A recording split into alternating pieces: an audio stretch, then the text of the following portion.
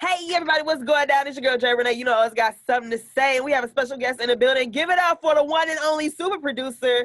I'm talking about he has touched hands with everybody from Mo3 to KenTheMan, TOD, and then even more people. Yeah, I don't want to give too much away, but this is Bigg Cuz! Hey, what up, what up? What's going on? Thank you for coming on the podcast with me. Nah, thank you for having me. So I want to go ahead and jump into it. Let's go ahead and get into your name. All right, Bigg Cuz. Yeah. Where did it Bigg Cuz, like large cousin. Man, so honestly, realistically, I used to hang with my older cousin. And so I was bigger than him, but he was older than me. So like when I was with his people, they always called me Bigg Cuz. Like I'm Bigg Cuz. He wasn't Lil Cuz, but I was Bigg Cuz. That part doesn't really make sense to me now that I think about it. But yeah, like it was literally just because I was somebody's big cousin. So yeah, here we are. It just stuck. You know, I'm asking because you do have some people that are like, this is probably hinting something. And right. So in Chicago, there are, I don't want to say there's none, but there are very few Crips and Bloods there. Like it's not even like a thing. I never even like met a real Crip till I moved down to Houston. So like when I'm down here, people ask me that all the time. Like, hey, you Crippin'? You know, and I would be like, nah, man, I'm just somebody's cousin. Like it ain't even that deep, dude. Like, but literally, I get that all the time. Like when I'm out here, or just like moving around different places where that's like really a thing. But it's like, nah, growing up, I never had that issue. There was never any confusion about it. Like people just knew it's because I'm somebody's cousin, you know. And so you come down south, and was there like a specific reason why you came to Houston? Because I mean, you know, Chicago, y'all got that hard drill beat up there. For sure. And Chicago was like, so when I left, I missed the drill move the whole way. Like the Chief Keef and Lil Durk and all of them, I missed all of that. The Chance the Rappers, as soon as I left, all of that kicked off. So like I never like really like got a chance to really like get into that. But it was definitely like a different thing, like coming down here. Like the music's different, the vibe is different, like everything about the city's different. You know, so it definitely took some getting used to for sure. Like what about it made it different? Was it the fact that, you know, we only have two types of weathers? It's either cold or it's hot cold, or if it's in Chicago, y'all go through the whole seasons. And I'm gonna be real. In Chicago, the weather is even worse. Like out here in Houston, you get more different like weather. Like it can be hot today and cold tomorrow. But in Chicago, there's literally only two seasons. It's either like summer or it's winter. Like ain't no in between. It's hot today, and then tomorrow it's gonna be ice cold, and it's gonna be like that for the next 6 months. And so like out here, like I get stuff where like it'll be raining in my house, but my sister's house doesn't have any rain. It's bright and sunny, and like we're like 15 minutes apart. So that's weird in Houston. That for sure like takes some getting used to. So you come to Houston, and the music industry here is very, very different. We either chop it, blow it up, and we flip it and reverse it. And then we make our own beat on top of that. Like I like to say that Houston uses a lot of old school funk and jazz, and it implements that into a lot of the timeless records we have. So what prompted you to get into the industry, tap into the industry here in Houston? Well, first off, my mom moved down here, and I came down here to visit her. And just in that little bit of time that I was out here, just like checking out the city, like I found a school that I ended up going to. Like I just really like vibe with the city. Like the people out here just like super chill. People are like, I don't want to say people are friendly, but it's like people are more like neighborly. They're more welcoming. Whereas like back home, it was kind of like people were like kind of put off if they don't know you. Like you walk by somebody down the street, like they gonna avoid eye contact. They're not gonna say nothing to you. None of that. And like out here, it's like you walk down the street or something, like, hey, people gonna acknowledge you. Hey, what's up? You know, something to do or something like that hospitality. Yeah, exactly. Like that Southern hospitality thing is like super real, and like once you experience it, it's like it's different. Like I love Houston. I've been all over the place, and like it's nothing like being in the South, and it's nothing like being in Houston. Like it's a vibe out here. And when, around what year did you get into the production side as far as in Houston for Ooh. producing for artists? So, um, in Houston, so when I first moved down here, I was a rapper. Like that was my main focus. So when I was doing beats, I was doing beats for me to rap on. So once I got down here, like just kind of once I kind of started networking and like talking with other artists out here, people started reaching out about me doing beats for them. And just being honest, I wasn't that great at the time. I'm a lot better now, but like I had to go through some things to kind of like figure out like what's the sound down here, because obviously I don't have a southern sound, I don't have a Houston sound, I don't even know how to do an 808 the same way that they did them down here at the time, so it's just like a whole like completely different mental switch.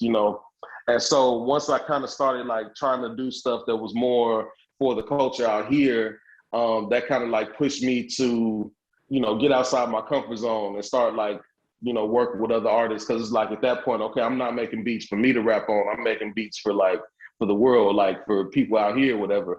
So like at that point, like now this is probably like 2011, 2012, somewhere around there. I started like doing beats for other artists and everything, and just kind of like me as an artist, like I kind of faded more to the background because I realized I was better at doing this for other people. Like the beats that I was doing for other people were like way better. So it was just and they were like I was working with people that were just musically as an artist they were better than I was. Like I was real like I was like a party rapper kind of deal. Like I made songs about like getting drunk and stuff like that. So like yeah, exactly. It's crazy. And so like now, so once I started working with other artists and they had like real concepts and like real emotion behind the music and like all this other kind of stuff, I was like, dude, I'm not on that level. Like, but I can make you a beat that's on that level. So, let's make it happen. And so that was kind of just my transition into like focusing more on the production. And then like once I started getting like more focused on that and work with other people, that's when I really started getting into the mix and everything. And that just like that took off for me. That was like I always felt like that was my gift, was like the audio side of it, was like with the mixing and mastering and everything. And like once I paired that with like doing the beats, it just things started happening straight like that. Like what was that moment, that feeling where you could hear, that major artist on your beat? Was that like, oh my goodness, I made it? Or like walk me through that. Walk me through Not that. even. So my thing, I've never like really been big on chasing placements until like recently, because now I have different like level of artists that's hitting me about beats. But my thing was always like working with an in-house artist.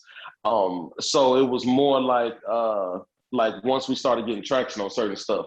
So like for example, when I was working with Fastlane way back before Dog Ass popped off or any of that, and I was like his main engineer. Like I'm with him every single day in the studio, and just really seeing like his movement start to take off, because Lane been the man over in his area like forever before I ever got involved. But like once I started getting involved and just seeing like his work ethic and like how stuff was like really like pushing to that next level, where it's like, okay, we go to the club and we're not asking nobody to play the songs. They already playing it. They playing it when we're not there. Then the radio starting to pick up songs, and it's just like, whoa, this is crazy. Like, just seeing stuff go from 0 to 100 and seeing that progression. So that was more of it, on my end, was just, I'm a back.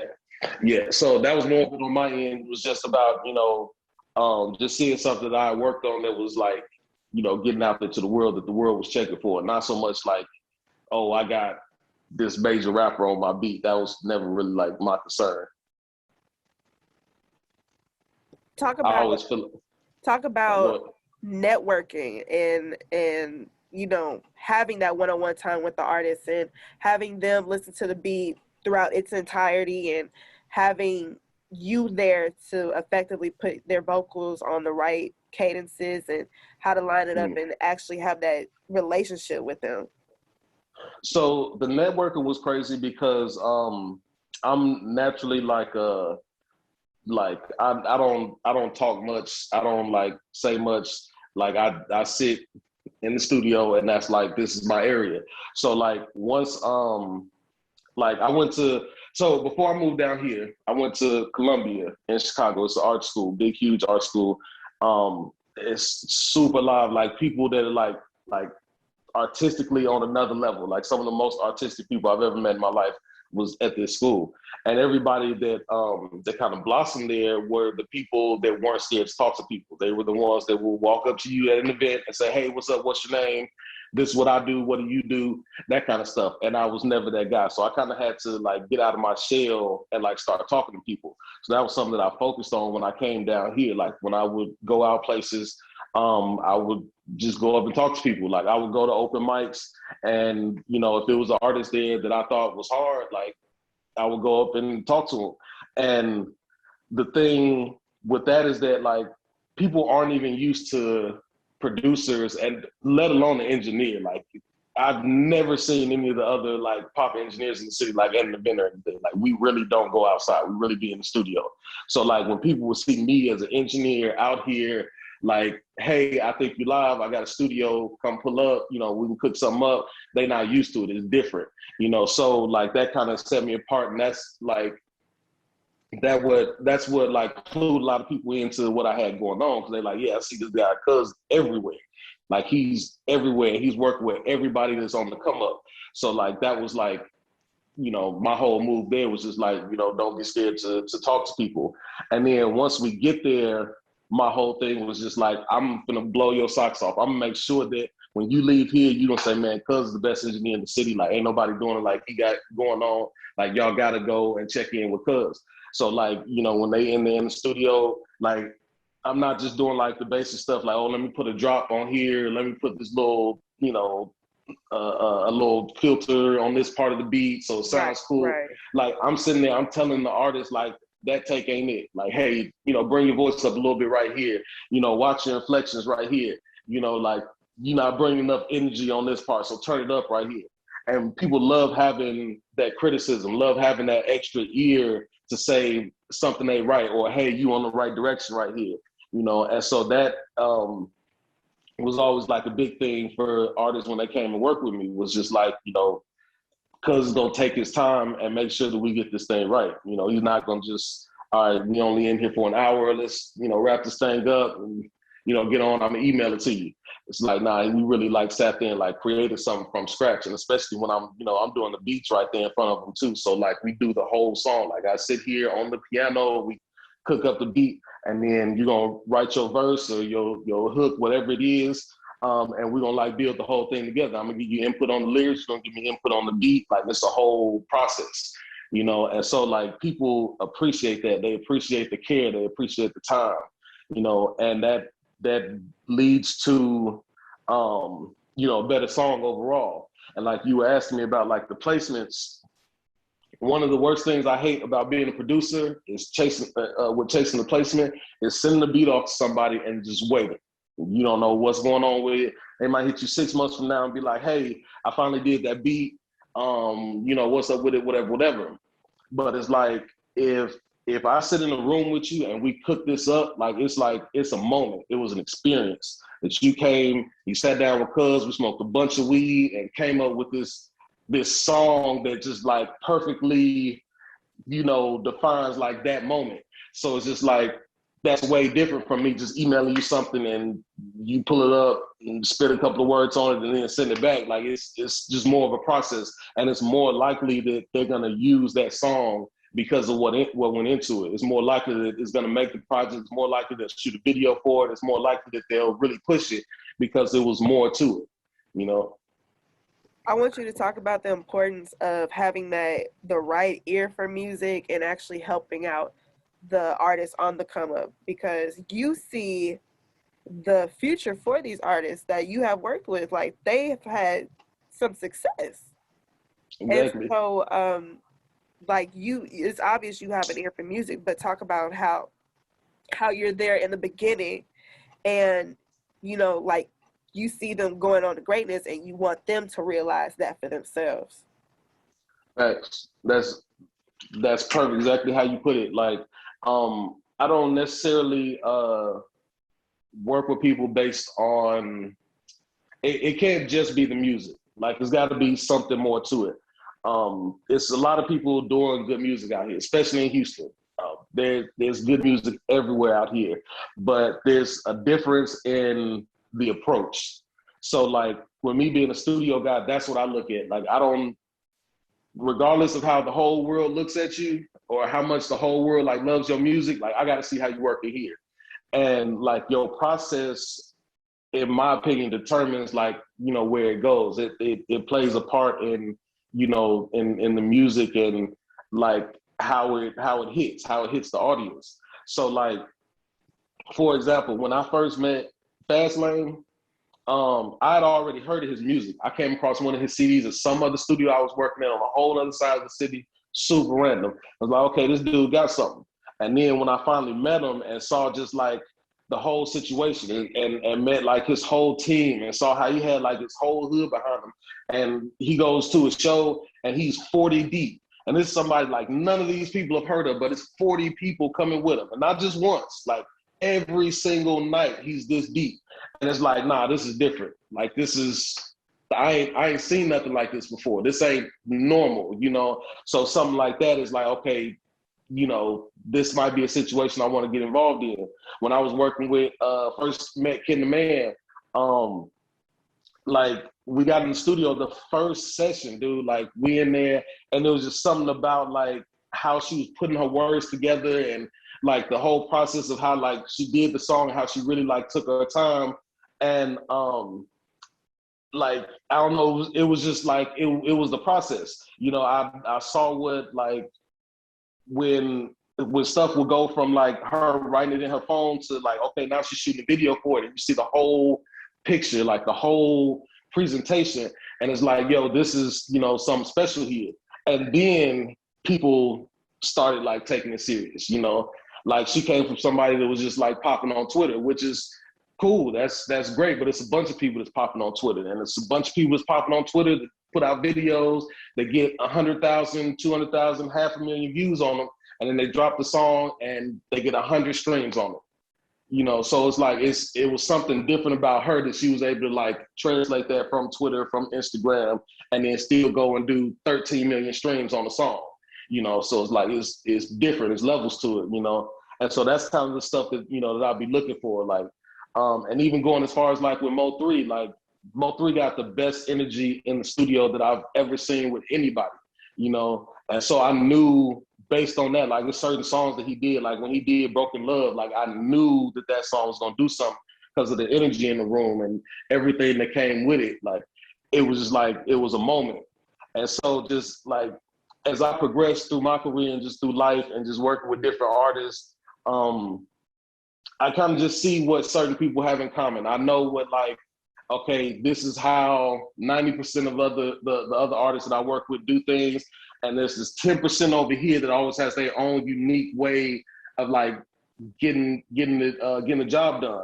And it's like, those are the ones that like that, especially those are the ones that like go off to do something great. Is just something special about them, you know. I want to talk about KenTheMan, because I still be jamming. He be like that right there, One of that them right ones. there.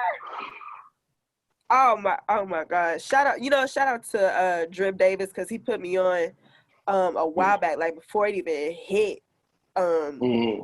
on YouTube, and I was like, he was like, "You ever heard KenTheMan?" I said, "Who?" He said, KenTheMan. I was like, "What you?" I was like, "That's her name." He's like, "Yes." I was like, "Okay." And then he be like, I said, hold on, restart it. I asked him Yeah, to restart it for like 12 times. He was like, "Jay, you gonna let the song play?" I was like, "But the intro's what got me." And then her lyrical flow, I said, "Damn." exactly. I said, you know that Boondocks cartoon, like, damn. what made the niggas that mad? Like, Exactly. I was, right? I was like, damn, what made that mad? I was like, who? I want to know who made her mad. Because it's like, she said everything that every woman has thought at some point. Thanks. Yeah, I'm And being that's what I'll be telling her. I'll be like, I don't know. It's something like you just be in women's heads. It's like right. I'll be like, girl, the things they want to say is what comes out of your mouth. I don't know what it is. How look, you just like tapped in like that. like, look, she be in my head like a preacher be in the congregation head. Like, you know how the preacher just say something and you be like, was he around me last night? Did he know that? Like How did he know? every record that Ken has put out, I'd be like, Yeah. I'm glad I'm not the only one thinking this. I'm glad. And then, you know, what the fuck you mean? And then she said, what the fuck's a we? I said, right. I be telling Kid like, what is Kim, she been had the bars like Ben, from the I'm talking jump. about Ben having them, and I'm just like, that's it. Like, can't nobody touch her. In my opinion, can't nobody touch her because she has changed the industry as a whole. Because Facts. it's very rare that any woman on any record has had that introduction how she has had on any of her songs. That's true. And I want anybody to challenge me on that. Go back and listen to old Kid and new Kid, and you tell me who can match her on those intros and lyrical styles as far as the flow goes. Who?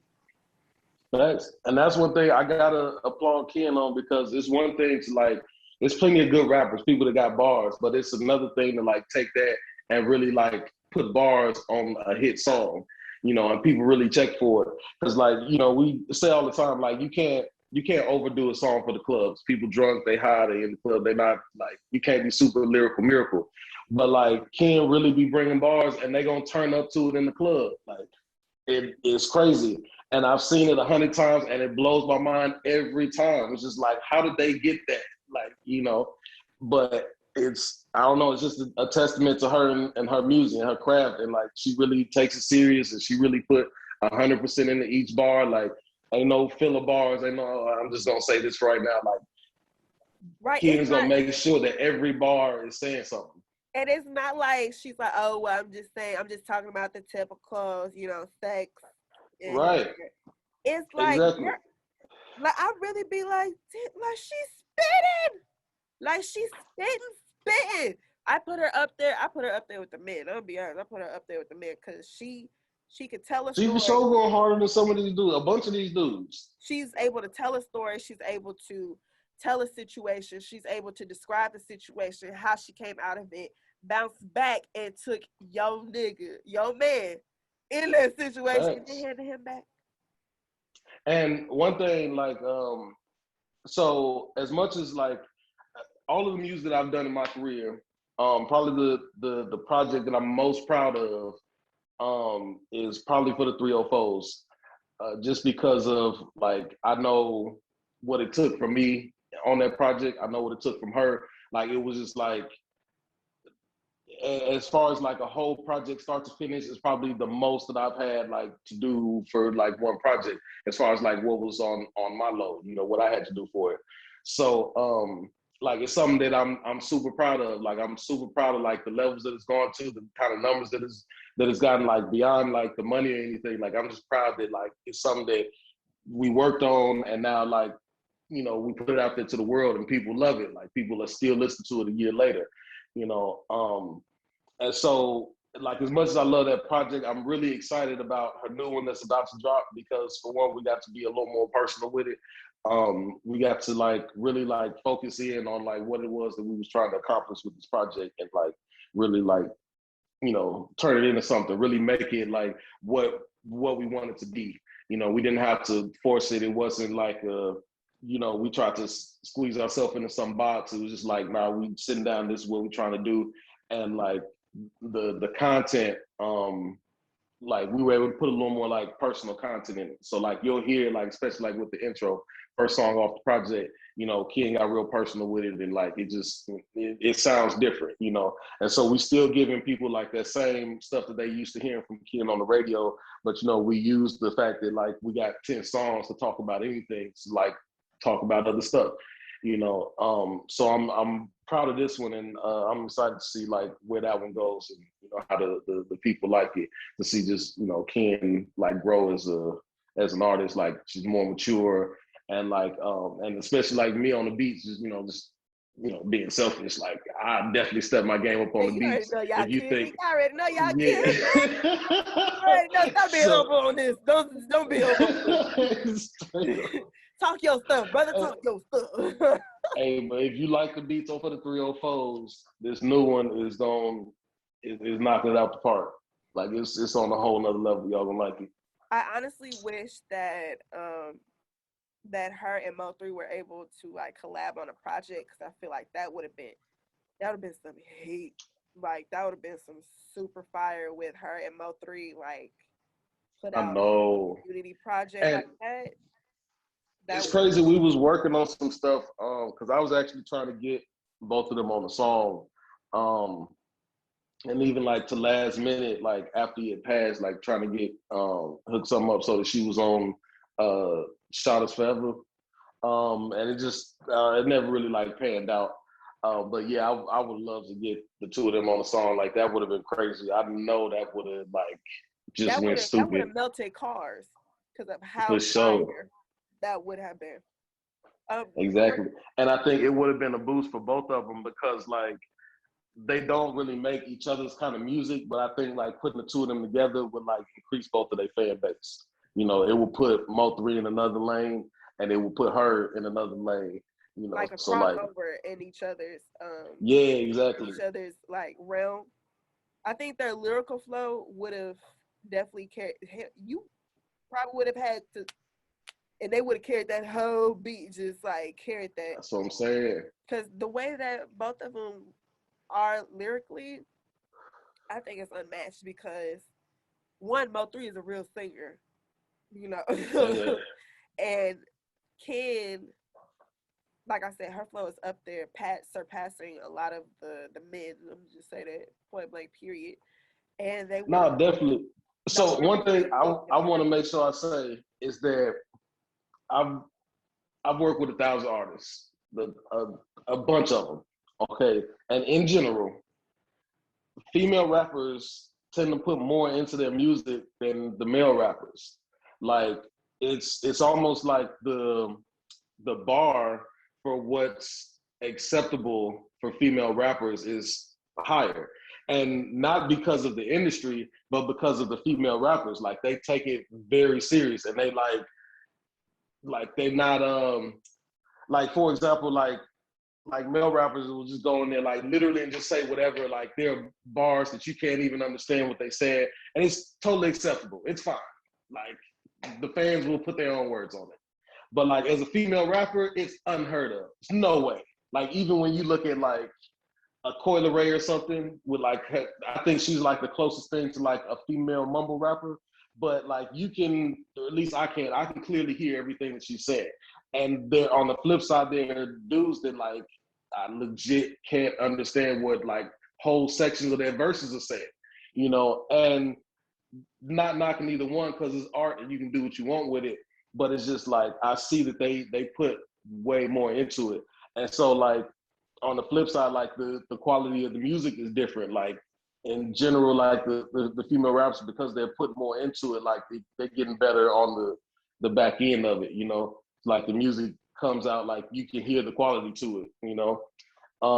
And so that's one thing like I gotta applaud with Kim, because like she's one of those ones that like does it at a very high level, that like really puts like when we in here, like even cooking up the beats, like she got input on all that. Like she knows how she wants her sound, you know, to be. And so like, you know, obviously in our communication, like we've like gotten really good at that and like just feeding off each other. But like just in general, like even when she's working with other producers, like she's still like on her note. Like you're not gonna hear a bad KenTheMan verse out there. Like that confidence just bleeds through Like, Yeah, you know that exactly. she's definite about the record and about her lyrics. Like, cause you know how sometimes you can detect in certain artists, you just like, you don't sound like you was too confident when you just put that in the single like that. Yeah, Like, she's exactly. very confident in all that, and like I said, it bleeds through, and you just like, hell yes, I You feel can tell that. when people are trying. Like you can definitely hear the effort. Like same thing with Mo3. Like he moved intentional with his music. So like it was no like ain't no filler bars, ain't no like filler songs. Like it was intentional. Like this is the beat, and I got something to say on here. This is like my subject matter, you know. And because of that, because he took that approach to it, like you can, it hits people different. Like they feel it. Like people cry to Mo3's music. And you're not gonna get that just saying whatever. Like just because the beat is hard, like it doesn't work like that. Like you really got to be coming with something, and you really got to deliver it, you know.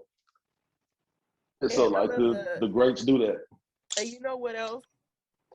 Both of them are honest in their music. Exactly.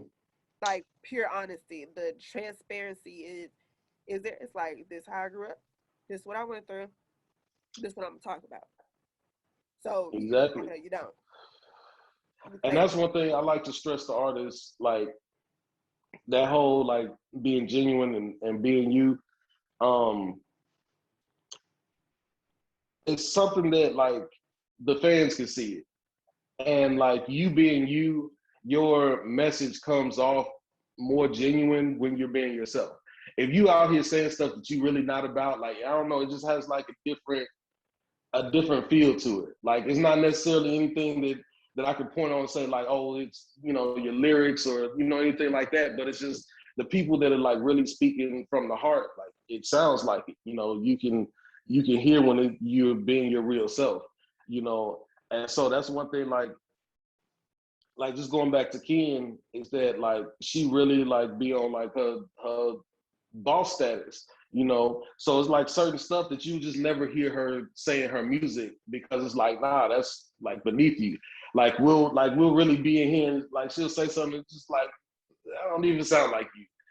And like she knows it like, yeah, that ain't it. And so like she'll like, you know, we're gonna redo that bar and make sure that like it's gotta be something. You know, I've been in sessions with Mo3 where he comes back 3, 4, or 5 times to like readjust the song because like that bar ain't hitting as hard. Like we gotta like really put like I could really put something worthwhile right there, like to really like mean something. And that stuff counts. Is all those little adjustments. It's no different from me saying the snare is too loud. Like it's or we gotta replace that snare completely. You know, it's the same thing that those little adjustments they count, they add up. I want to get into about Shotta Flow, the album that was released after Mo3's untimely death, and Yeah, shout us forever.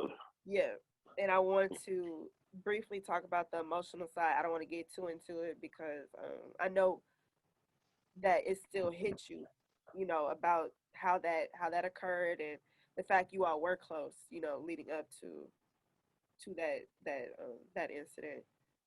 Um, No, for sure. Anytime you spend that kind of time around somebody like and then they're here and then they're gone tomorrow, like it's gonna hit you.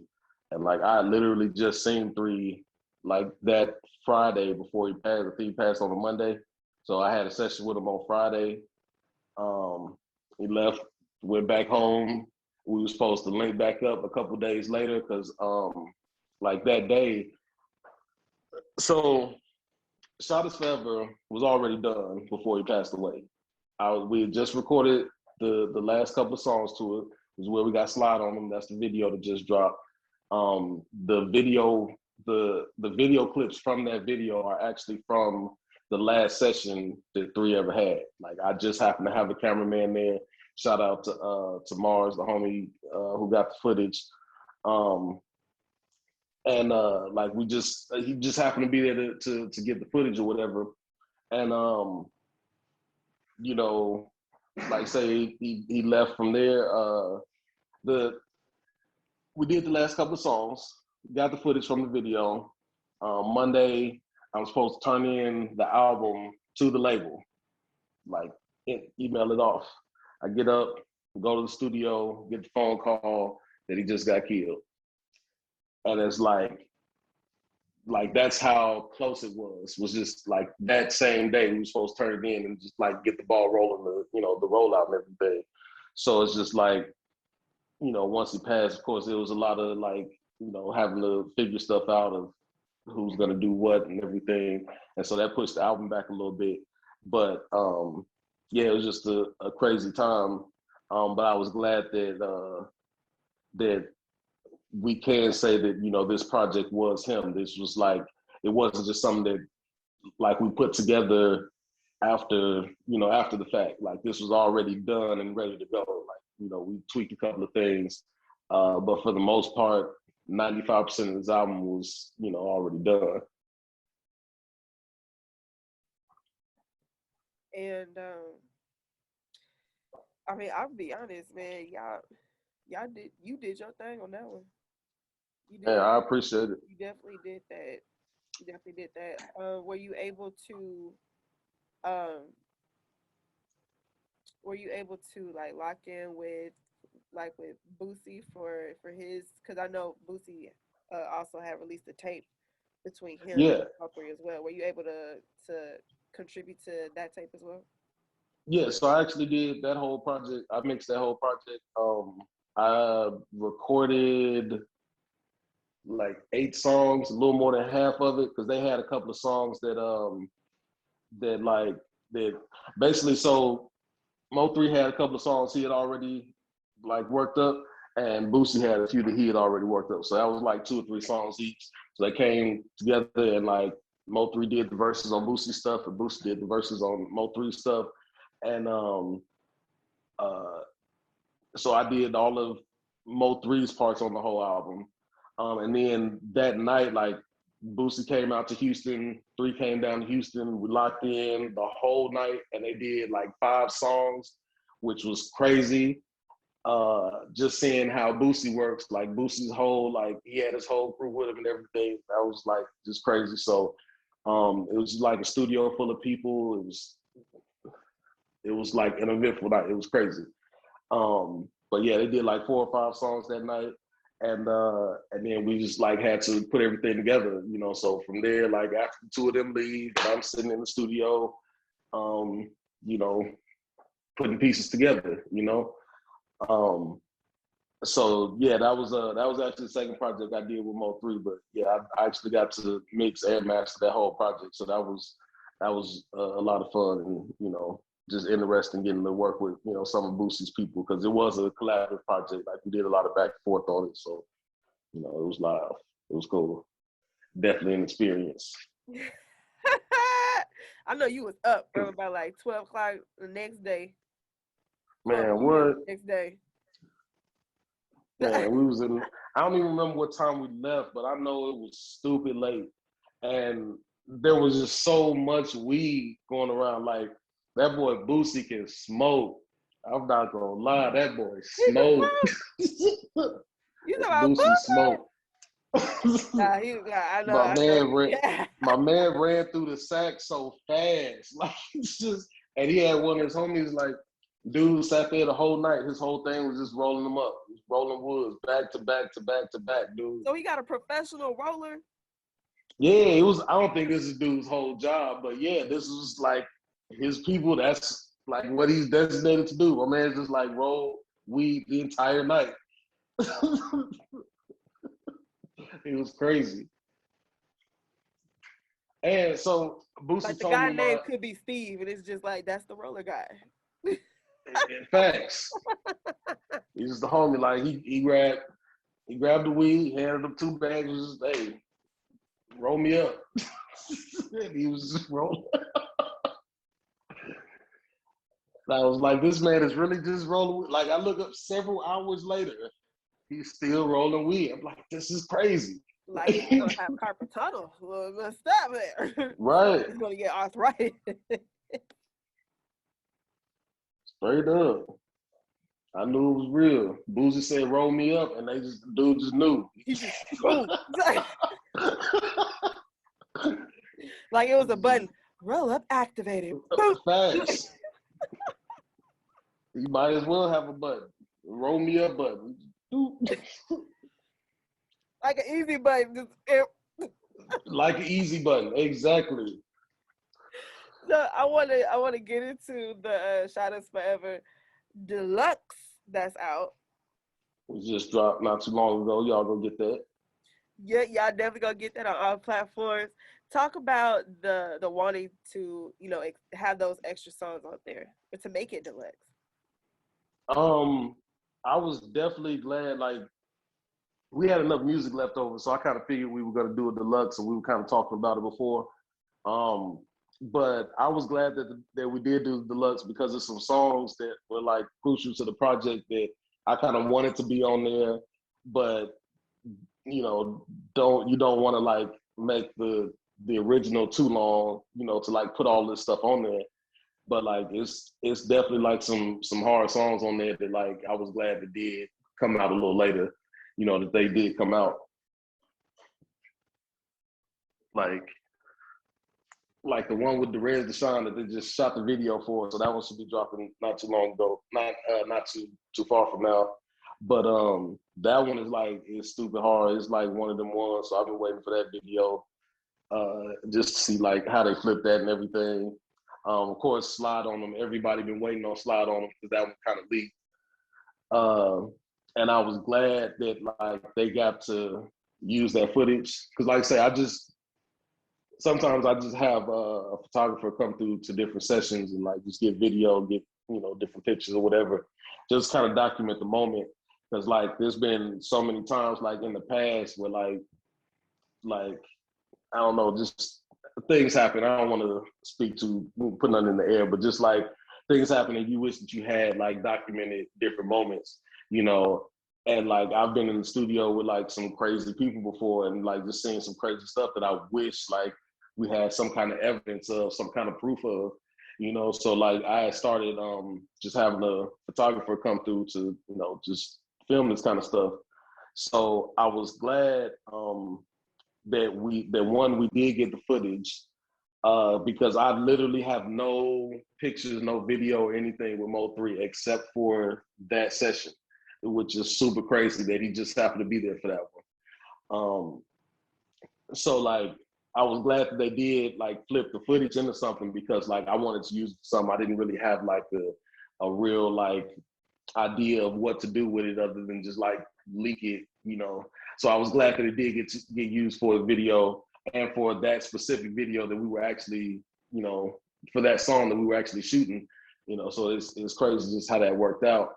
And I've talked about that exact moment in another interview about like how 3 will come out the studio and call his people and be like, hey, check this out, whatever. And like maybe play it back, and they like when you see the clip where he's like laughing all extra hard, like that's him on the phone with his people, like going off about something he just said, and like they'll be like, man, you can't put that in the song. Like we all go to jail, man. Like you gotta change that. Like these are real moments that will happen with this band. Like we have to go in and change certain stuff, but like just seeing like how Slide on Them like played out with that footage and everything was just crazy.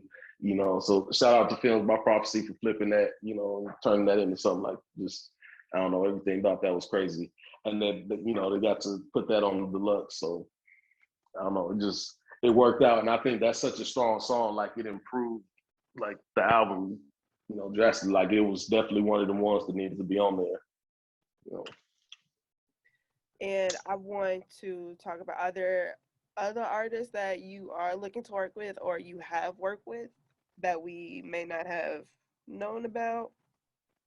A bunch of them. I don't want to sit here and name them and forget somebody, but like I've reached out to most of the people that I want to work with. Like I like working with a lot of artists in Houston. There's a lot of talent out here. So my thing is if I think you live and you in the city, like I'm gonna reach out and try to get some work in with you because I'm just big on like you know, the vibe got to be right, and then I know like what kind of music I produce as far as like for production or whatever, for beats and stuff. Like I know my sound. I know what, you know, I'm comfortable with and what I like to do. So like I like to reach out to artists that are like kind of on that vibe. So like those are the ones that I reach out to. But you know, I do stuff that's more like outside of my comfort zone, like, you know, because you got to kind of keep up with everything else that's going on out here. So like just in general, if it's somebody, you know, I see you, you know, you making a little noise, or you at least working in the right direction, you know, I reach out and, you know, say let's do something. You know. And speaking of collabs, I know that we're not gonna talk about it. We're not gonna talk about it too much, but I saw in your story a while back that you signed some paperwork. You signed with somebody. Yeah. We ain't gonna get too into it. You know, we ain't gonna talk about it. But I just want to say congrats on that. Congrats, brother. Thank you. I got a little situation going on with Ethica. Everything, we ain't dropped all the details yet, so I don't want to get into everything, but there's definitely a situation going on. So shout out to all of them over there. I actually just came back from the compound. It's stupid live. Stupid live. They got everything in there. So you meet with the whole team and everything, and the marketing department and all that. So like it was live. I'm gonna have to to shout hit out to them them. up. Like Ethica, if you want to sponsor this, you know, yeah, straight up. You know what I'm saying? And you know, hit me up with some undergarments, like the old people say, the undergarments. Oh yeah, we got to see all that too, like where they put them together and all of that. Like they select like the colors with the bands and the whole nine is live. They got a whole situation over there. You know, they do the dirt bikes and skateboards and all that. So they got all the like, you know, extreme sports stuff over there. So that's like, as soon as you said that, I thought of what was that Rob Deerdeck thing? What was that DC? DC. Yeah, and he had the whole compound set with he had drama, all that, and Big Black and rolling the bike down the ramp into the foam pit. Just like situation. They got a basketball court in there and everything. Yeah, it's stupid live. Let me find out. We was just there. Like they got a studio in there, and the studio is live. Like they got a whole dirt bike built into the wall. It's crazy. And but they actually got 2 studios over there. So like yeah, it's live. So yeah, shout out to Ethica though. Shout out to them. Got a few moves coming. If you want to sponsor this video, shout out Jay Renee. If you ever have a BBW line, if you have a BBW line, hit me up. I'm your BBW's favorite BBW. Say that. They're gonna be like, girl, shit it. Nah, they need to. Shoot, they got something my size over there. They need to. I know they got you. I want to before we finish this interview, I want you to talk to the younger artists, the newer artists, because you know they do need that guidance. They do need that. And no, sure. What is it that you could give, the knowledge that you could drop to them? The biggest thing I would say is get with. You gotta hone your sound. So find you a producer, engineer, or something, and lock in with them. If that's like, if y'all work together and y'all make good music and it's a vibe, then go for it. Like hone in on that, because when you can get in your element and they can get in their element, that's when stuff works. That's when stuff starts to take off. You know, like nobody does it themselves. You know, like you can't just be a rapper and like rap a cappella and all of that. Like you gotta have some music. And so if you have somebody that's locked in with you on your team that's helping you put that together, where it's not just you searching for beats off of YouTube. Like it takes your music to a different level, and you know, the hustle is what gets you on, but the music is what gives you longevity in this game. So if you can produce the music at a high level, you'll always be able to get a bag out here in some way, shape, or form. You know, if you can hustle and get yourself into a situation, and maybe it'll work, but it's not like the fans aren't going to stay with you if the music isn't there. So I would say that get some good people in your corner, like on the music side and on the business side, of course, and you know, get out here with it. You know, get out here and get in people's faces. And where can everybody find you, find your discography, and you know where all the music that you worked with several artists? Where can they find you? You can find me on Instagram, Biggcuzbeats, 2 G's, 1 Z. Outside of that, you can hit me on there. You can shoot me an email, biggcuzbeats@gmail or something. You can find some of my credits on allmusic.com. You know, that's where the official credits are. Like, you gotta have some official stuff to be on there. Yeah, they gonna show. Oh my God, he got flex. He got flex. He got placement. Right. And shout out to, matter of fact, Broken Love, not too long ago just went platinum, so I gotta order my new one. Yeah, it's up. The one I got is outdated now. I got the gold one up in here. Straight up. Yeah, and I was just talking with you know, we was just saying before we started about the plaque. You said no, it's not hanging up here. But yeah, I got the plaque is out in the hallway, y'all. It's not in this room, but it's in the hallway because I wanted to make sure it was somewhere where, you know, if you come to the house, you're gonna see it there. That hallway about to be packed with greatness. It's about to be, you about to make people forget what they went down the hallway to get. Be like, this you? Be like, man, I didn't even know you did that one. I forgot what I came here for. I forgot. I know I came down this hallway for something. I know I did, but that's nice, cuz. That's nice. Like, taking pictures, be like, this is my cousin. Look at that. This is my cousin. Like, man, I was on FaceTime with my cousin the other day. It's our first time talking in like 5 or 6 years. Just, you know, dealing with life, you know how it be sometimes. And so like we were just chopping it up, and I showed him the plaque or whatever, and he shed a tear. I was like, oh man. I wasn't ready. He was like, cuz, I'm so proud of you.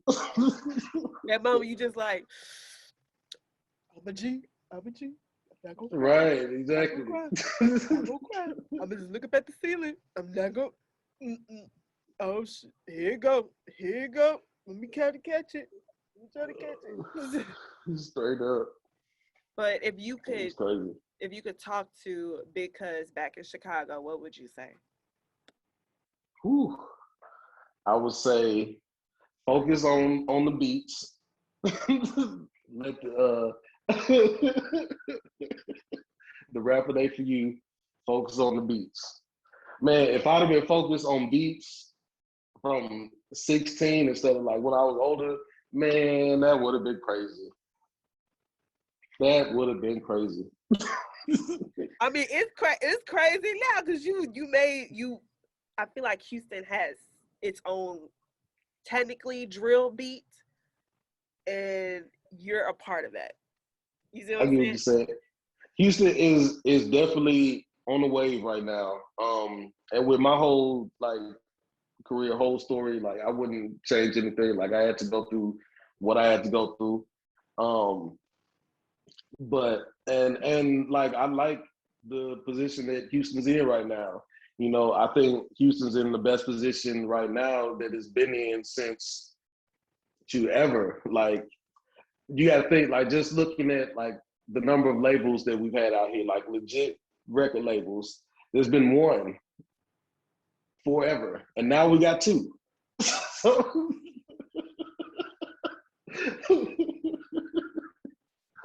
So we're for sure in the better spot right now. And it's just, I don't know, it's so much going on in the city. Like I got so many homies out here that's like really doing stuff at like a really high level. It's not like, you know, I'm the only one with a plaque out here. Like it's a bunch of new plaques in the city this year, a bunch of them, you know, for all kinds of things, for the artists, for the producers, for the engineers, the DJs. Like shout out Lil Zach the DJ, the homie. He got 3 plaques out here.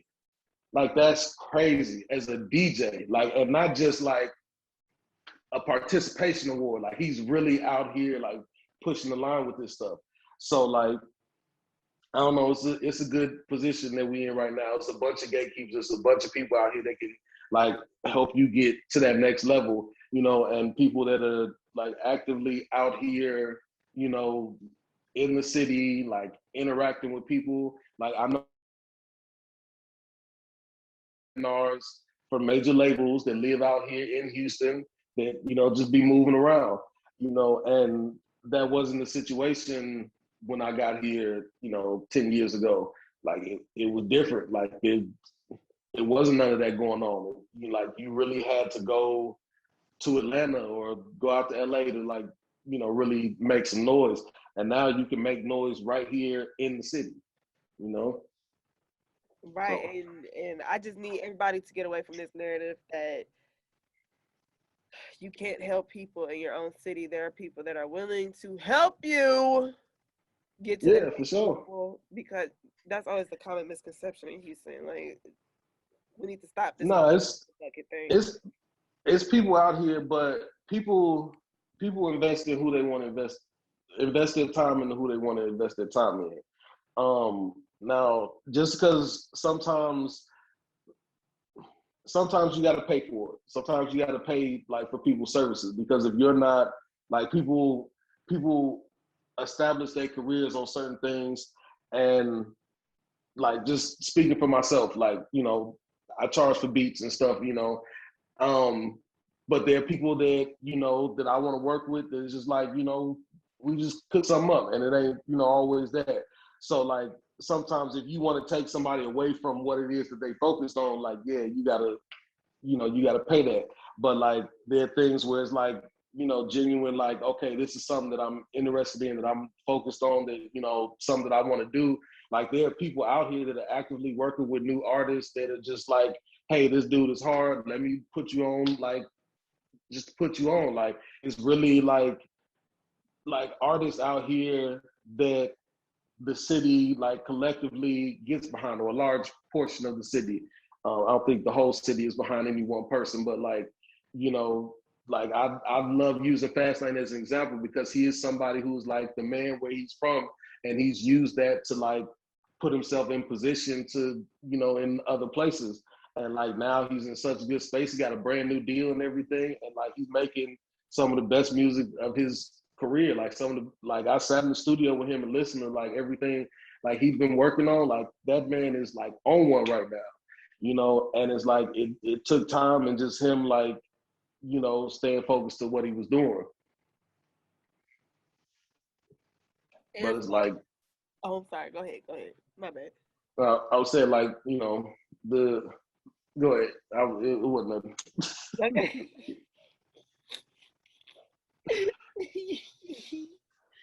So, I mean, you know, everybody, please be sure to follow Bigg Cuz. That's 2 G's, 1 Z Beats. Y'all, look, he said what he said, and he meant it. Period, ho. And y'all may see me on the record with KenTheMan. No, not really, but you gotta make that happen. Not really, but that sounded nice. How it sounded nice. But as always, thank you so much for coming to talk with me on the Talk With Me podcast, sponsored by Houston Trend and Ice It Up Slushies. Y'all, please be sure to follow this man, and, you know, hit him up for the beats. Don't, if I see one more Houston artist talking about, I don't have no beats, like, you did that to yourself. Man, so, it's beats everywhere. Hey, I ain't gonna lie, Houston got the best producers in the game. If you can't find a good producer out here, you ain't looking. Like, they out here for sure. At all levels. You ain't got to reach out to me. Like, it's a bunch of like up and coming producers out here that's stupid hard that you can reach out to and build something with, man. Like you got to get out here and look. They out here. So reach out and touch your phone and hit email. So Facts. like, man, y'all need to get on this. We ain't saying y'all got to move here because the 346 number is still throwing me off a little bit. But you can come visit and stay at Airbnb. So y'all can come stay for a little bit and then go back to where you came from. So like I said, thank you so much, Bigg Cuz, for stopping by the Talk With Me podcast. And you already know, if anything drops, call your girl up, and we're going to definitely set up a whole interview.